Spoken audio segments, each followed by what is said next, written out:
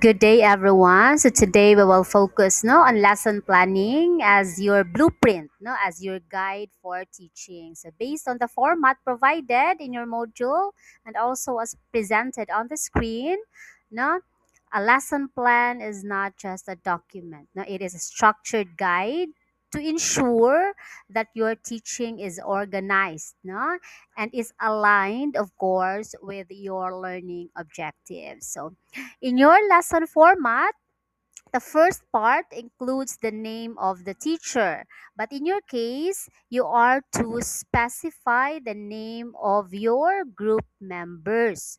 The next is the topic, of course. The topic that you're going to specify there is the topic that your group chose. As instructed, you are to choose a topic in your field of specialization from grade 7 to grade 10. So it depends on the group what topic you feel no easier for you to demonstrate. So for example, in the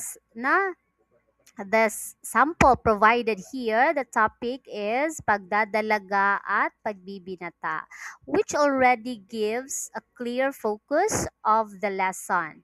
So as future teachers, you need to choose a topic, no? Of course, this topic as already identified, of course, now by the Department of Education. So in your case, you make sure that you choose a topic that is doable in your end as a group, of course, not individually, as a group that you can perform in 40 to 50 minutes na teaching demonstration. So since it is a group work, collaboration is very important. You need to discuss as a group, no, what topic is feasible, doable in your end.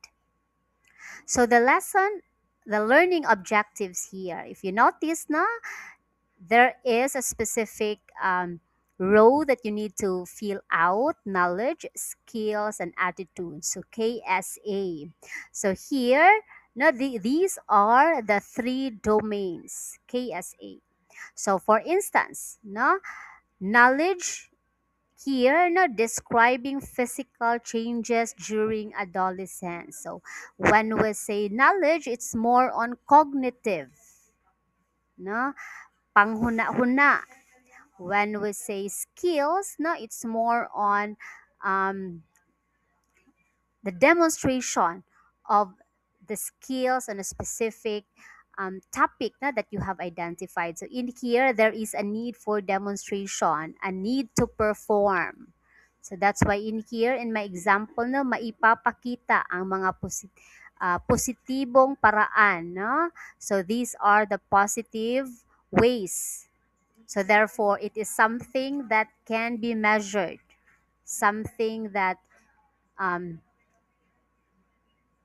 can when we say can be measured, it can be authentic performance, or it can be um, through answering the formative quizzes. So, like for example, the paper pencil test. So, for the attitudes, it is something for appreciation, the extent of appreciation on the topic that your group chose. So, therefore, in here, when we design our own your objectives, you make sure that it is smart, it's very specific, it's measurable and attainable. Take note, when we say attainable, it is achievable on a specific time frame. So if your teaching demonstration is good for 40 minutes, so it is something that your students can attain at the end of 40 minutes. So take note as well that in our teaching demonstration, we give emphasis on collaborative learning and differentiated instruction. So when we say collaborative learning, we make sure that our activities require our students to be collaborating with their classmates. So it's up to you whether it's a small group or it can be by pair or by three, so long as they are given the chance to be working with their classmates. So resources needed here, No? So you have to identify there, no, what are the things you need in order for you to perform the task. So in here, multimedia presentation, or there are articles, manila paper, or pentel pen, or photos, no? Or if you will be using a song, of course, the lyric of the song. So you have to identify there the resources needed. By the way, for the learning objectives, diba, as I have emphasized earlier, it should be smart. Therefore, you will not say maintindihan if it's Tagalog, or understand in English, no? So, you make use, no, of Bloom's taxonomy. You have to research that. So there are different verbs that we can use on different levels, no. There if you are on application, so there are different verbs that you can use under that category. If you are into analysis, no, there are different verbs that you can use. You just have to choose something that is doable for the students, no, at the end of the specific time frame.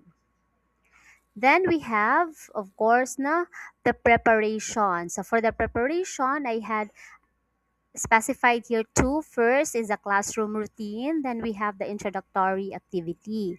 So before the lesson begins, na, preparation is very essential. So the sample includes here, no, greetings, checking attendance of your students, na, establishing rapport. So for the teaching demo, there's no need for you to really have the attendance check, no, all names. You just have to assume. You may call maybe one or two or three names, then you just assume that it's you are done, no, with the checking of attendance for the rest of the students, because we are just no, simulating, I mean. So in here, no, of course, prayer is part of the classroom routine.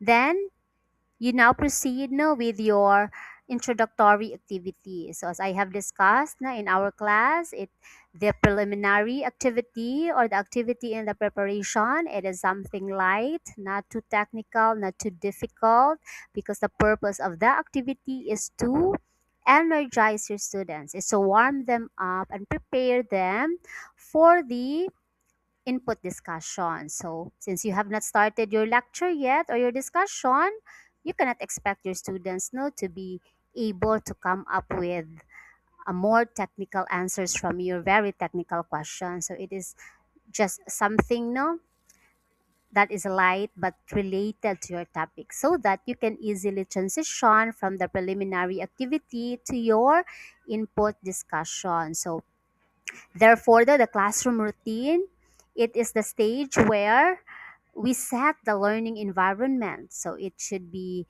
warm and inclusive. No, we allow our students, no, to feel that they are free to participate.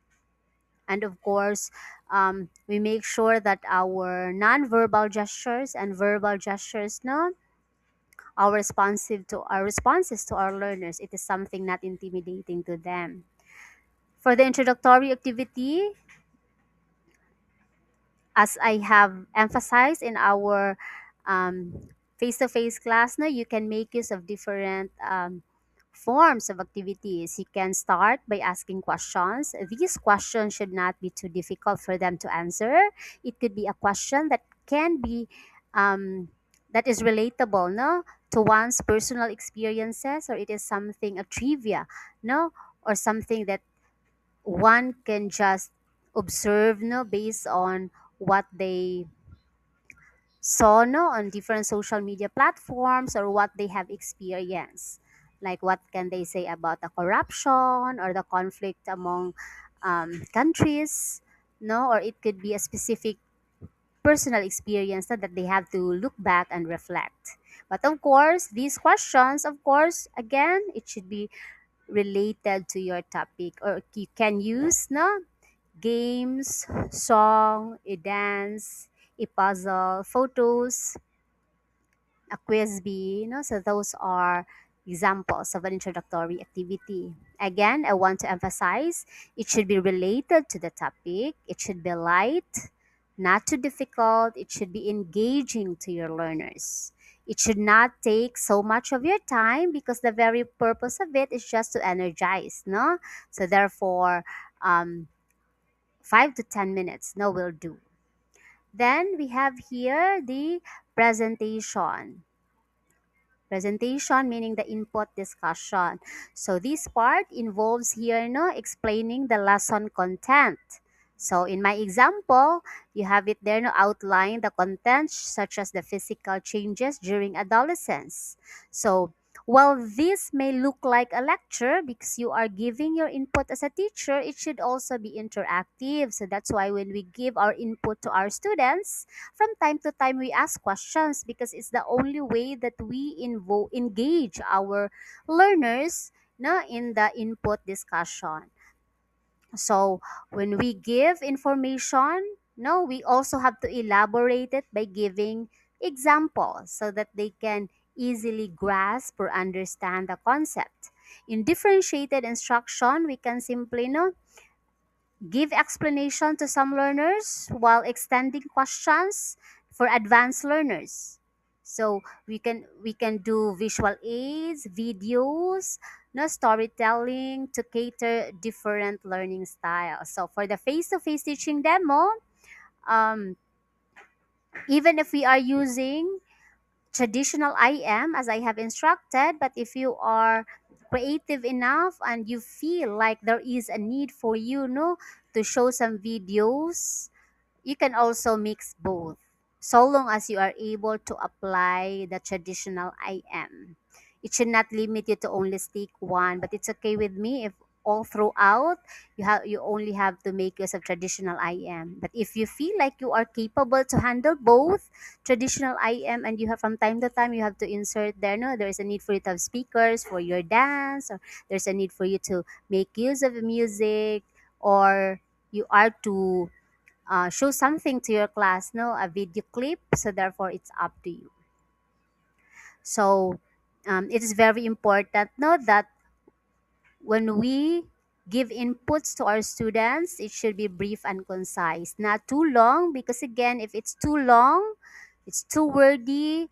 They have the tendency to forget everything. And so it's better to be brief and concise, so long as we are able to elaborate the concept no by giving realistic examples.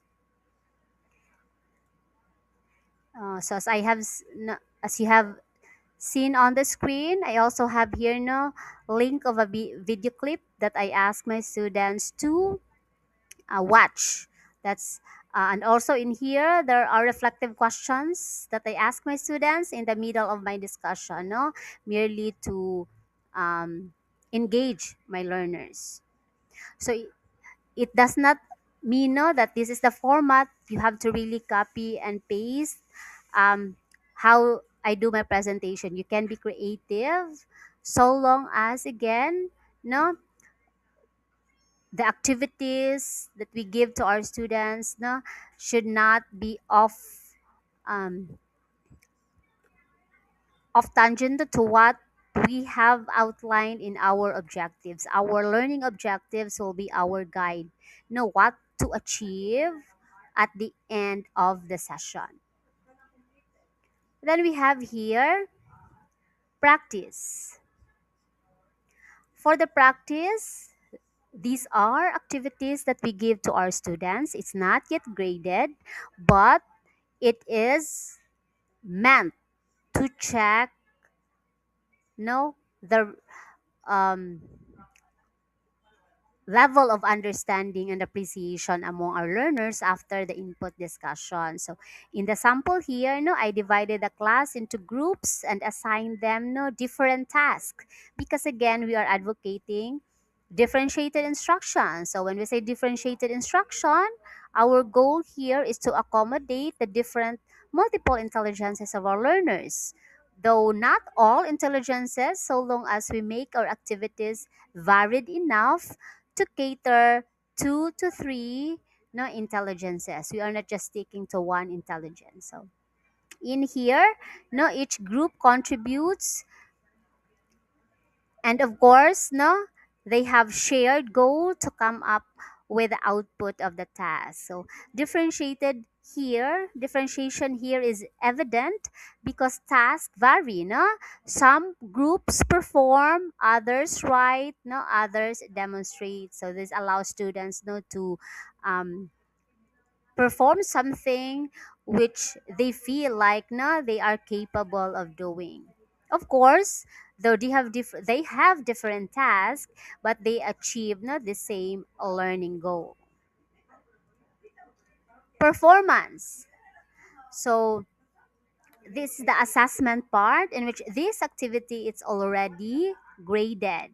So in my sample here, no, I have here poster making and role playing. Of course, since these are authentic performances, there should be rubric to each of the task because no, they are of different performances. They will be graded differently based on different criteria, but of course, they still are measured on the same learning outcome. It's such that the task is different.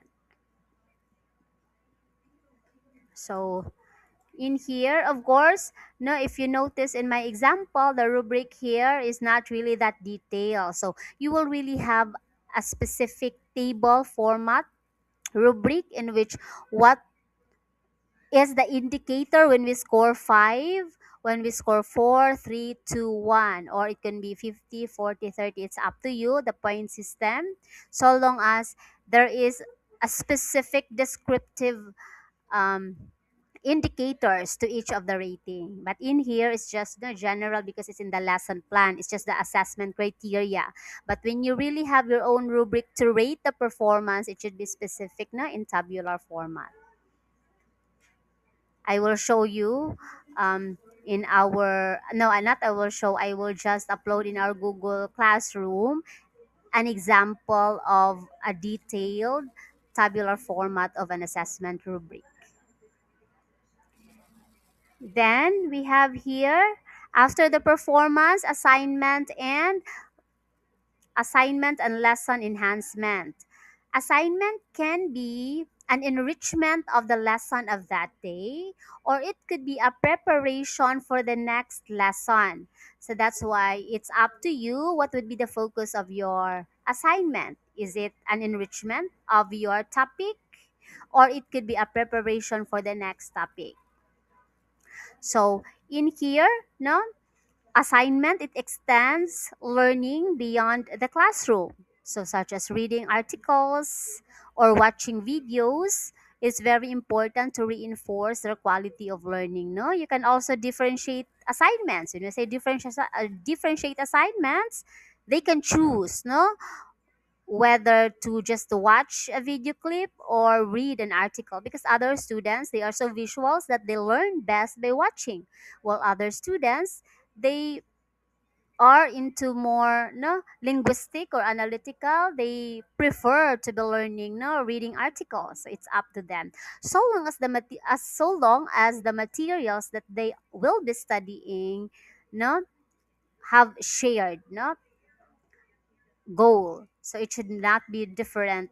They may be in different platform, but it should be of similar, no, competency.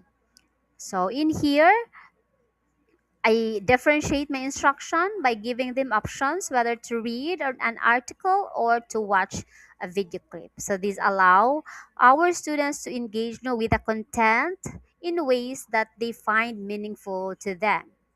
Then finally, we have our references. So you have to indicate there the references and the learning resources that you use in your teaching demonstration. So it can be, no, an APA format of the book that you are using as a reference, or as a research article as one of your references, or it can be a video clip, no, the link of that video clip.